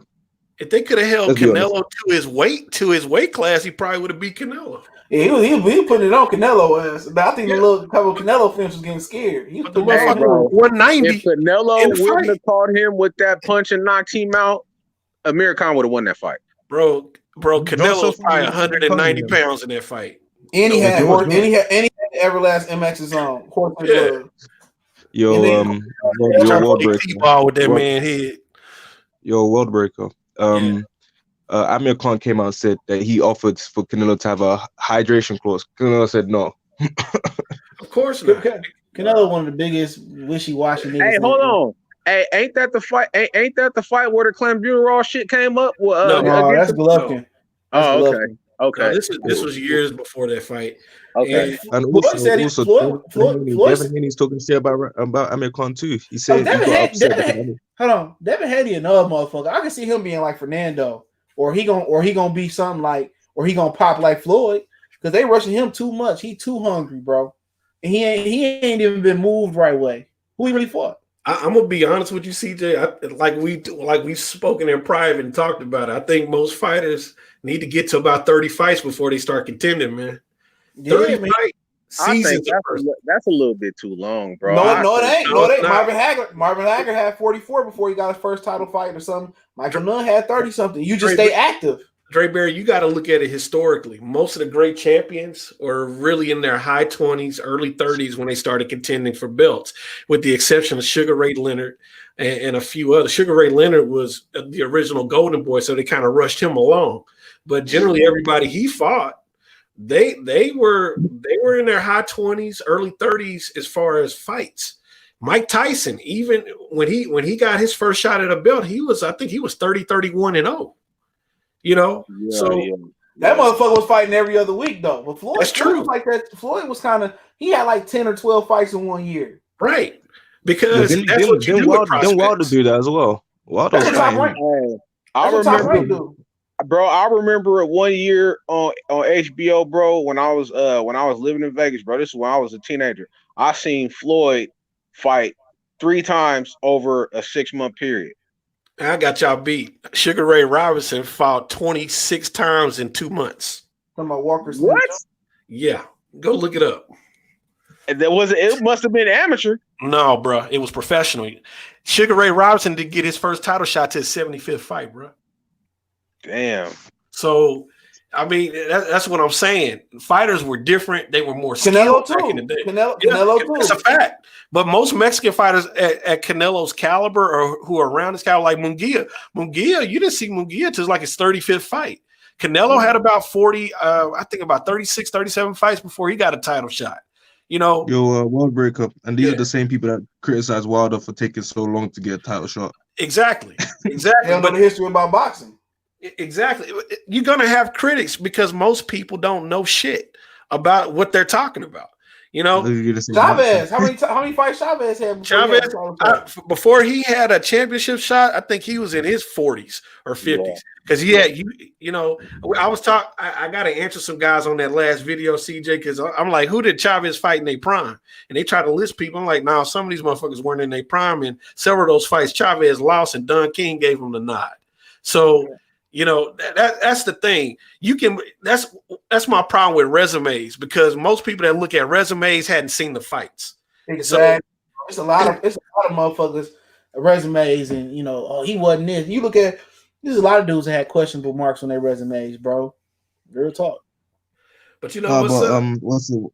I was gonna say that Devin Haney criticized Amir Khan because Amir Khan said he wasn't trying against him in sparring. These niggas so sensitive, bro. Yeah. Your skinny jeans too tight. Oh man, I don't want to fight you, man. It's in the contract, man. Oh, he said my skinny jeans was too tight. Why does he care so much? He's freaking sparring. These niggas crying, bro. Like, come on. Come on, these motherfuckers just so sensitive. These niggas just so sensitive. You can't say nothing about these fights, especially the Charlos. You said my hair was blonde. No, my hair is number 2 blonde, fool. That's number 2 blonde, fool. Hey, I think we all know where that rage come from, Jamil. Yeah, this number 2 blind fool. That come from that special juice, bro. You know what I'm saying? He might just be crazy, bro. You think he taking Roy Kool-Aid? Bro, they've been saying that. They've been saying that. That's like a common rumor, though. Hey, that's what Jared Hurd said. That's what Jared Hurd. That's what Jared Hurd. He on that Aaron Pryor, bro. I'm telling you, that water bottle. You know, that water bottle had coke in it and orange juice. Devin Haney also said to Ryan Garcia, make it happen sooner. Why? What do you gain from being another prospect? Hey, I ain't gonna lie. When them motherfuckers fight, I'm gonna make sure my DAZN app is paid. but what do you gain from it? You gain nothing. I'm ready to see some good fights, bro. You gain nothing though. It absolutely, you beat another prospect and people think it gains absolutely nothing. You don't. But CJ, to play devil's advocate, AJ fought Dylan White when he was a prospect. This ain't got man. Come on, man. This ain't even nowhere similar to that. Hey, if they do Devin Haney and Ryan Garcia, be the dumbest shit they ever did. Hey, hold on. Shit they did. Hold on. No, I'm just listen, bro. If they do Devin Haney and Ryan Garcia at the Staples Center, it's gonna sell out just off of Ryan Garcia's name. Yeah, but that's when you're gonna see that world's funniest knockout too. He's gonna get Logan Paul to promote it, bro. I'm just telling you the truth, man. So you gonna put them in the ring? Hold on, let's just say you put them in the ring, no belt on the line. Mm-hmm. Prospect versus prospect. Oh, I forgot. Devin Haney dropped his belt. Yeah, you right, bro. That belt wasn't even real to me. I'm saying though, don't Devin still got his belt? No, Fortuna and Luke Campbell fighting for it. Oh, he dropped it because of the surgery. Okay, well, even with that fake ass belt, bro. Like, what was the belt? The regular championship. Remember they gave the super to. I wish they stopped this shit with these belts, man. This shit it's ridiculous. Devin Haney is just so in a rush to go nowhere, nigga. Move your ass up to 40 and fight somebody up there, man.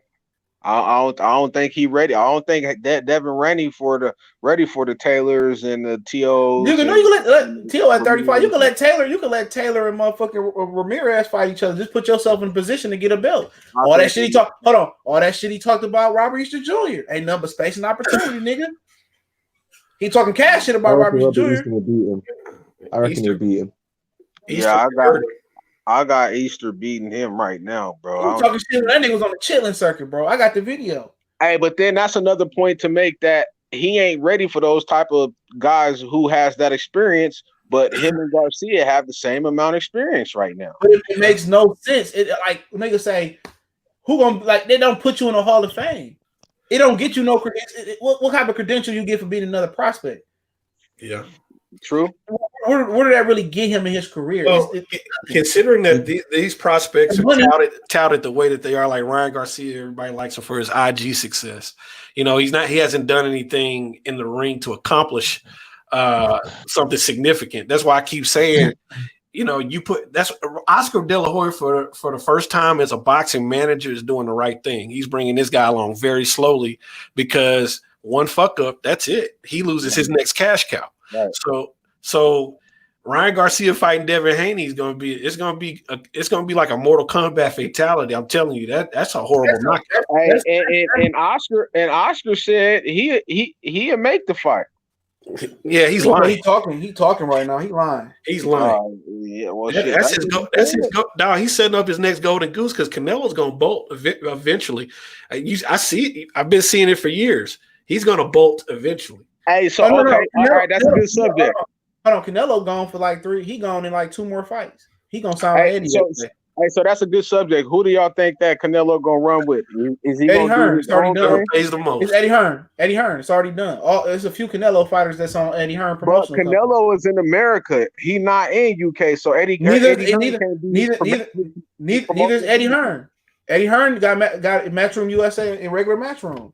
It's already done. If he leaves Golden Boy, but Eddie Hearn, I thought he could only be the promoter and your manager if you a UK fighter because he not managing none of Danny Jacobs. Al Haymon still in America. In America, he's a promoter, and in the UK, he's both. He both. Right, exactly. Yeah. So he don't manage and promote him. It's already done. Canelo already going to Matchroom in a couple more fights. That's a done deal. Yeah. So who's gonna be his manager? Whoever's his manager now. Eddie Renato his manager. Yeah, because at the end of the day, the manager doesn't matter. It's Canelo say so. You know, that's why this guy's gummed up so many fights because of his prima donna attitude and approach to it. His manager is essentially between everybody in this chat room and me and you, he wanted to go with Al, I heard. But he got the DAZN contract. He got the DAZN contract, so he gonna go with Eddie. Hey, when I knew something was fishy with that Kovalev fight, bro, because I watched Kovalev and Anthony Yard. Anthony Yard put him on his ass. I thought the fight was over, right? I know Canelo don't hit that hard, bro. He don't. It is what it is. And when Golden Boy gonna fold, bro. I'm telling you that shit right now. Kovalev was honestly winning that fight to me, and then he did the kayfabe. And dropped out. I told everybody before that fight. I told y'all what I heard, bro. People at Oscar Company don't like Oscar, bro. Nobody like Oscar. No, because he wanted to cross dress. I mean, you know how many people feel me? You know how many Mexicans? Come on, bro.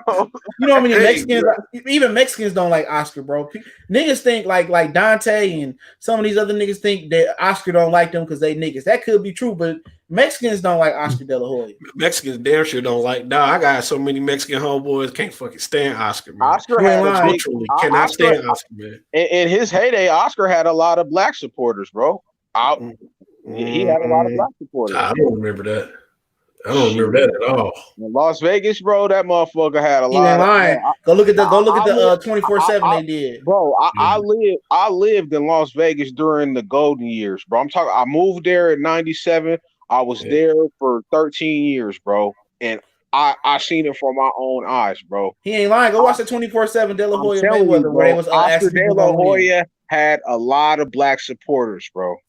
Yeah, he just didn't have any Mexican ones. That was it. The Mexicans loved him too. Shit, bullshit. The American Mexicans. The American Mexicans love him.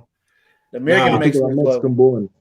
Yeah, I'm down, being from Texas, being down here, man. That's all it, man. They everybody I know pull for anybody else that Oscar fought. Hey, but that's how fucked up it was. But the thing is, a lot of Mexicans in Texaco, bro, they're actually from Mexico though. It's a difference. Hold on. So you saying American Mexicans don't like Oscar? Like Oscar. That's who do like Oscar. But the hardcore Mexicans don't like Oscar. Let's break it down. California American Mexicans like Oscar. In Texas, that wasn't the case. There's a lot of Mexicans that have come up from Mexico, but man, Texas used to be Mexico. There's a lot of people of Mexican descent that have been here 500 years in Texas. Yeah. So it's a lot of homegrown Hispanics here that are from Texas, period. And so the thing is, there's a mix of people, and none of them like Oscar. And so, a lot of the Mexican people from Mexico don't like Canelo. Yeah, they don't. They don't like. Go watch when That dude from ESPN Deportes was running that story. He's off his baby shit. They was talking about how he took a dive. They were saying they was the one pushing Kovalev to the dive. The dude from ESPN Deportes. Hey, when I seen that segment on ESPN Deportes and they was talking bad about Canelo, bro, I was surprised. And when his trainer had to do an interview and come on Instagram, I said, yeah, but that was the talk around Golden Boy that he was gonna take a dive. I swear to God, I'm not gonna lie about what I hear. When I tell y'all about what happened with Errol Spence, with Mikey Pacquiao, I'm not gonna lie about what I hear. Charlo wanted $2 million to fight Canelo. Canelo wanted to fight him, offered him 15. That's the end of the story. Same thing with Demetrius Andrade. All this shit, man, to be real, man. Canelo's willing to fight anybody he has a contractual advantage against, whether it's weight, whether it's hydration clauses, whether it's gloves. When you call his name out, you know what it is. Exactly. You know what it is. So when you call his name out, when the fans say you want to fight Canelo, well, hey man, I want to fight him, but hey, he just be doing too much on the contract side of things. I'm just look other places. I think we all could have felt that. I think Charlo was looking at it at like, okay, I know I'm not gonna knock Canelo out. So if I'm gonna sell I'm gonna get the most money possible. And I feel him on that too. But don't sit here and play the role with the public. Send him in, and you didn't turn down the fight, nigga. Come on. All I know is that Kovalev. I knew that shit was coming, and I didn't want to believe it. What was that, the 11th round? That motherfucker just took, man, it made it seem like Canelo was fucking Superman when he punched. You ain't lying, bro. That nigga went the distance with Austin Trout, Lara. Yeah. he didn't even stop Angulo. That motherfucker was on his feet. I swear to God, at that time, I wish I was live streaming. At that point, I would have clowned like a motherfucker. Like, dude, Kovalev got an Oscar from me that night. What's up, CJ? How y'all doing? I see, Canelo. 20 years later, that motherfucker. I understand. I took a dive. I took dive in fight. 20 years later, that motherfucker might be in prison if he don't beat that case. I killed dog. I took vodka. I could do nothing. Then again, to play devil's advocate, Kovalev was hella weight drained. Don't get weight drained, bro. Your chin don't get weight drained, bro. Listen, yes, you do. Yes, you do. Yes, you do. Yeah, you do. You do. Your body can't handle certain things if you're dehydrated, if your muscles aren't firing. That's what I'm saying. But also, you can talk about when you talk about the jaw too. Some dudes drain their body and then make their whole body weaker, like World Breaker saying. So it do play like Chad Dawson and Andre Ward. I still won't watch that fight again. I don't like Andre Ward because of that fight, bro. Keep in mind, Kovalev was weight drained, and he was already struggling to make light heavy anyways. You monkey boy, understand that, monkey boy, okay? You think he was struggling? You think he was struggling to make 175? Because he had he was already struggling. He was already struggling to make 175. Canelo made that nigga weigh in 3 times, bro. Yeah. At the weigh in, the morning of, and right before getting into the ring. I'm telling you, man. One of the weigh-in clauses was added at the last minute. He was the first one, dog. This nigga had 3 of them on his ass. Like, you must cut your hair, bro. Cut your hair. Hey, Kovalev was sitting down about to eat a nice steak, and he got a phone call. Hey, I said, bro, this shit is crazy. They didn't let that man weigh in. I ain't never seen nothing like that, bro. Where you have contractual clauses, and then all of a sudden, the day of the fight, the day of and the day before the fight, they add another weigh-in. That shit crazy, bro. I ain't never seen that. You know what? I really think. Hey, hold on. And they put an NDA on his ass where he can't say nothing to the media. Well, that's normal. He said he took a dive. Well, I think after Canelo's career is over and a few years have passed, they are going to do a documentary between the relationship of the WBC and Oscar De La Hoya and all the business. It's a lot of shady business between those cats. It's specific. You see that man bitch they had over there. They still ain't stripped her. Who you talking about? Andrea Jimenez. They stripped her, but they just ain't gave that sister, the WBC, just ain't gave her belt yet. She got her other ones back, but she ain't got that one back yet. That shouldn't even be a question. That's an automatic reversion. She needs to sue the WBC, bro. That girl was on some shit. You know what I'm saying? She needs to go ahead and sue the WBC. It's not a penis. Get out of here. No. It's a clitoris. Nigga, bitch, I ain't seen no clitoris. It's an 8-inch clitoris. Bitch swinging wood in that motherfucker, man. She smells so sweet. When I hit her, it makes me feel bad. Oh wow! Don't give a fuck. Get to the chopper. Yeah, after the fight, I was watching this shit. I was watching Total Recall the other day, and you remember that part where they were dragging his ass out. They were like, yeah, he rolled. Yeah, he came out the motherfucking little emulator machine and shit. That's my movie. I don't know I don't know what the remake was about. I couldn't sit there and watch that shit. You talking about what Colin? Yeah, I seen that one. It was okay. Man, you watched the first one. You can't watch that boy. Sure. Did you ever see Kindergarten Cop when he got the weasel? Yeah. I've seen that shit. It's not a tumor. Motherfucker, Schwarzenegger was box office back in the day. Oh God! No, you talking about the mid '80s through the '90s. Yeah. Oh God! He was like him and Emilio Estevez was the truth. And it's like a steroid named after him. I think there was like at a certain point people was calling like he got a weight training move named after him, the Arnold, the shoulder where you round your shoulders off. The Arnold press. He has the Arnold Classic, the weight show, the bodybuilding show named after him. Man, those movies in the '90s hella underrated. Universal, what was not Universal Soldier? No, Command. No, the one with Wesley and Oh, you talking about Demolition Man? Demolition Man. Yeah, that was Sylvester Stallone. That's Sylvester Stallone. Yeah, I was just watching that like the other day. That's my shit. Wesley Snipes, he's in the film. You remember he came into the museum and he was like, he came into the museum. He was like, "Mellow greetings. What happens to you be your boggle?" Is that the one with Sandra Bullock in it and Sylvester? Yeah. It's when he don't have no toilet tissue. They have no toilet tissue. That was my shit, dog. One of the most underrated movies Arnold was in was Commando. Like Commando. Hey, what the Predator 2, bro? That's Danny Glover, homie. No. Arnold was in the original Predator. And Predator, bro. He was in the first Predator. He wasn't in Predator 2. Danny Glover was in Predator 2. Yeah. And you know what made Predator 2 better to me? Because Danny Glover was doing that shit in penny loafers. He had on some slacks and some penny loafers and a cross color shirt.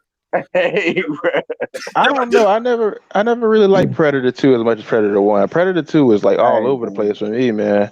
Like the Jamaican drug lords and stuff like that. I was just like, this is weird, man. Man, listen, that's what started the Predator going to different environments. That movie right there. But why would you see a Predator in California though? That's just weird. That is just a lot of predators in California. What the fuck?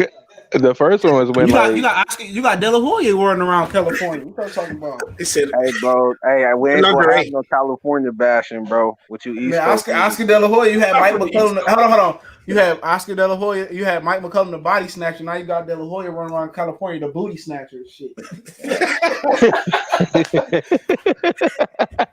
Dude, don't be surprised if he ain't blessed a young Canelo in 18-year-old Canelo. He ain't already blessed Ryan in. He's a bandit. He's a booty bandit. I'm a warrior. Yeah. Hey, Shane and Bernard, you want to join Golden Boy? You know what you got to do. See, this is what I tell them, CJ. When they come in here, I say, you can do this the easy way or the hard way. I like choice you. Is yours. I like you, and I won't. I like you, and I won't. He might be like, Shane Mosley, I heard your wife took all your. He be like, Shane, I heard your wife took everything. You need a job. Shane, I heard your wife took all your cookies. I'm gonna take them. And that's what they do. They just say yes. Yo, the funniest freaking thing that freaking I saw Bernard involved in Jean Pascal when he's like, "Take the test, Bernard." That part was too funny. That's funny. You guys remember that? Yeah, that shit was hella funny. Take the test, Bernard. Take the test. Take the test, Bernard. Take the test for the people. They want to know, Bernard. Bernard, you can tell he looked like he was on shit. Sorry, I fuck with Bernard. Yeah, I just think about some of these cats, man. It's just when y'all were talking earlier about the Hall of Fame stuff. That gets to me when I think about these cats are just not even because of the environment that boxing has become. These cats are not accomplished due to politics. You know, back when I was a kid, the Mob and Don King were still making things work. People can say what they say about Don King and Bob Arum back in those days, but they made fights happen. Right. These days, you don't get the fights you want. You get a lot of bullshit, and you just get a lot of fuck around. And you know, when Dre Berry was talking earlier about Thurman, some of these people that go in the Hall of Fame, like, man, none of these motherfuckers are accomplished for shit.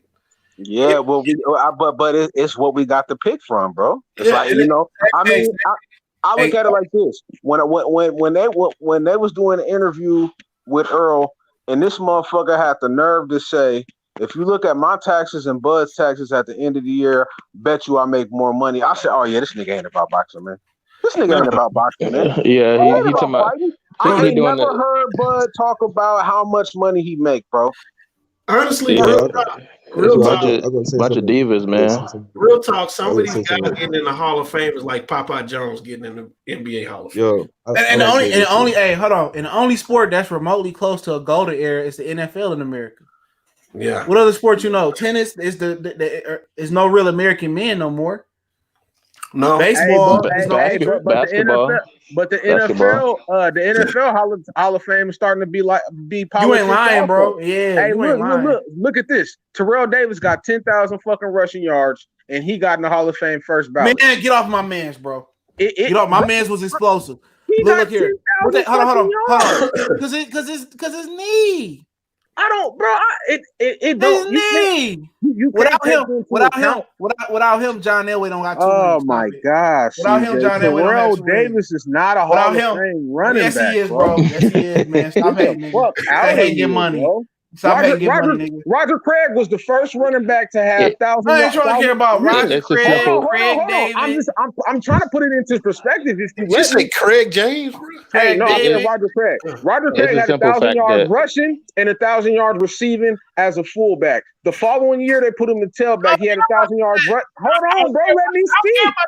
I don't care about the stats, nigga. He a Hall of Famer because he got help. All right. Okay. Let me. Okay. I can kill that argument right now. Gale Sayers. How many rings he got? It don't matter. Gale Sayers. How many rings he got? Just Gale Sayers. It's a simple fact that when you talk about Hall of Fame, when a lot of times when you talk about the older people, they did such crazy feats, and then they try to make it like. They try to make it more lenient when people come in the game. Terrell Davis next to Barry Sanders. They're my nigga. They're my nigga. My nigga was running. Whoever got the music playing, he cut that off, man. If we get me taken off. Hey, Terrell Davis, my nigga. I got a biasness towards Terrell Davis, bro. So I ain't here.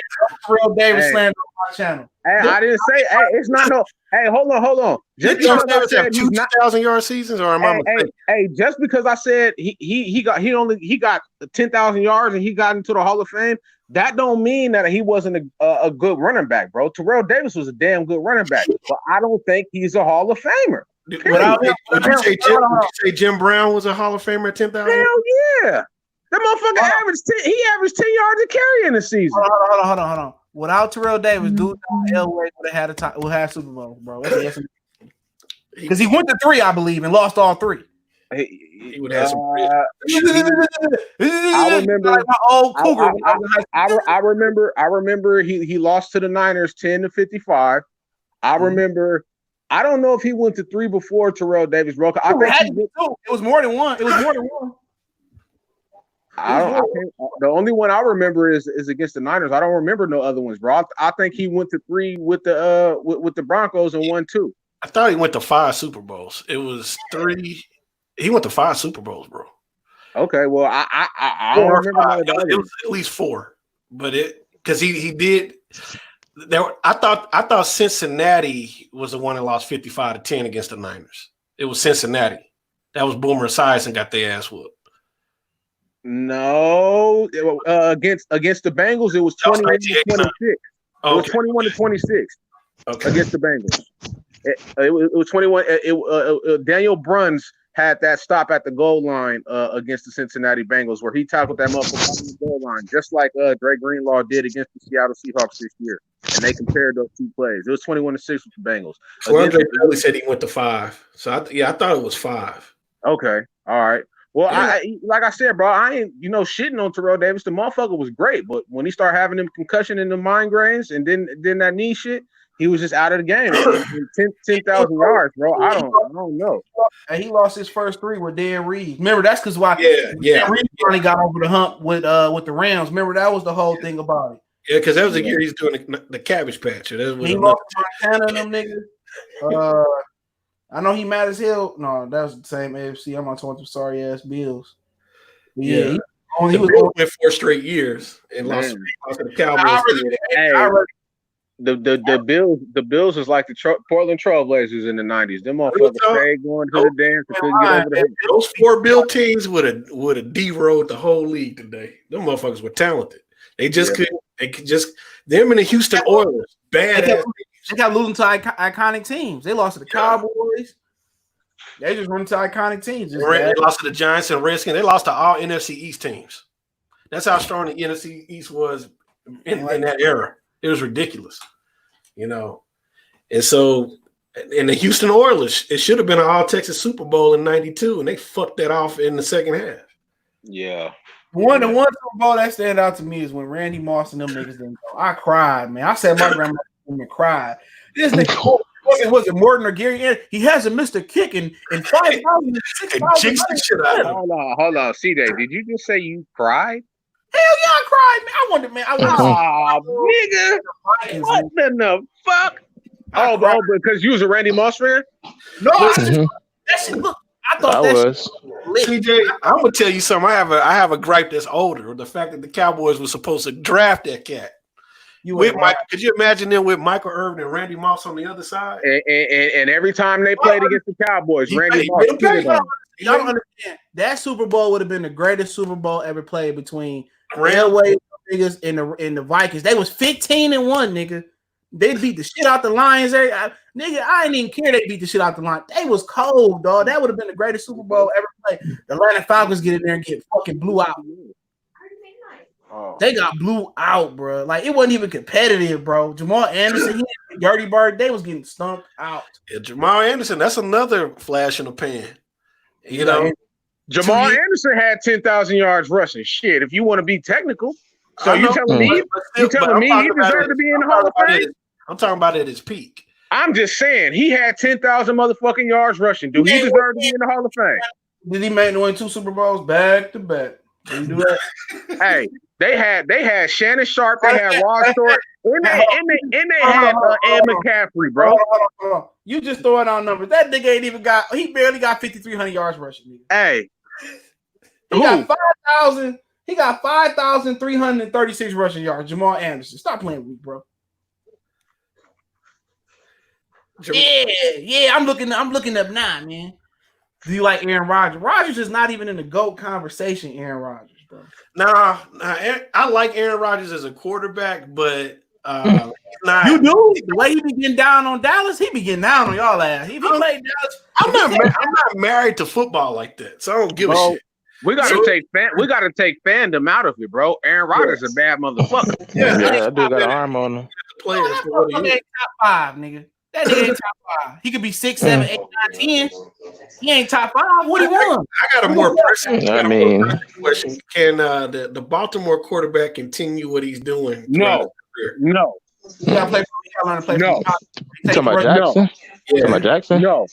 Yeah. He gonna end up like RG3. You can't run the read option 10 years and your fucking body don't break down. He got to hope to become like he gotta be like Steve Young, because Cunningham, he learned too late to play from the pocket. Lamar Jackson will never be a Steve Young. Cut that out. He gonna show RG3 how it's done. Oh no, why not?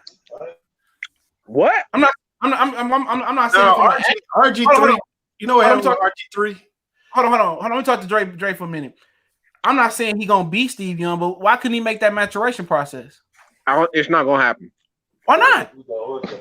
From year 1 to year Hey, look, CJ. All right, let's look at the quarterbacks who tried to change their mechanics, bro, and who were mobile. Okay, we got a good example from Cam Newton. Motherfucker tried to change. Hey, listen. Tried to change his mechanics, and by the time he started to change his mechanics, Steve bro, Young you not letting me speak, bro. Come on, bro. Look, this one Cam Newton. Okay, that's one. Cam Newton. Hey, but what I'm saying is, by the time he changed his mechanics, his body was already starting to break down because he was running the fucking read option for his first 5 and 6 years in the league, bro. That's what's going to happen to Lamar Jackson. Changing your mechanics don't happen overnight, bro. It's a process, bro. He only 23 though. I think they'll make him a wide receiver before that. I think Cam works best off momentum. That's why was so dominant in his first year. Accuracy is always high. Lamar Jackson, 23, he can learn. I think Cam Newton's gonna recover and make somebody pay. It's over for that nigga, man. Him and Andrew Luck each other and call Monday Night Football in the booth. It's a wrap. His body too broken down. Partnership. It's a wrap. And admittedly, I don't watch enough football anymore to make it. So is his foot, is his asshole, is his back, is his navel, is his titty? Hey man, Lamar Jackson.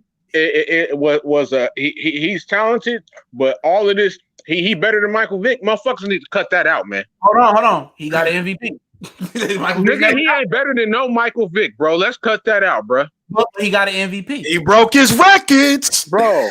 Lamar Jackson is not. He's not even. He went to jail. That's not fair. He went to jail. That's why fighting dogs and shit. Lamar Jackson went to. Michael Vick went to jail, lost all his shit, came back and got an MVP and another $100 million contract, bro. Hey, let me ask. It would have been higher. Let me ask a hypothetical question. MVP. He had one good season, and then that white boy took his job, Kevin Cobb. Let me ask a hypothetical. No, bro, what are you talking about, bro? He came in behind McNabb. McNabb got injured. Then they traded McNabb to the Redskins. Michael Vick was the starter for 3 or 4 years after that. What are you talking about? 1 year. I'm telling you, he only started like 1 year, and Kevin Cobb took his job, bro. So why did the Eagles give him $100 million then? They didn't give him no $100 million. I guarantee you they didn't, bro. Bro, he got a okay. Let me ask this hypothetical question: Who would have made the better quarterback, Charlie Ward or Allen Iverson? Allen Iverson.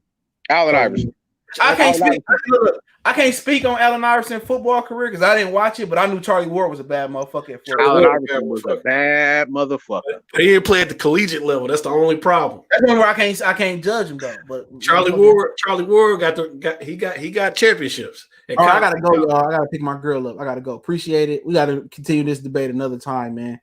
Drew Berry, man, we gotta get a statistician for your ass, a research guy, man, because you be just throwing out some wild ass numbers, dude. I threw out one number, nigga, and that was Jamal.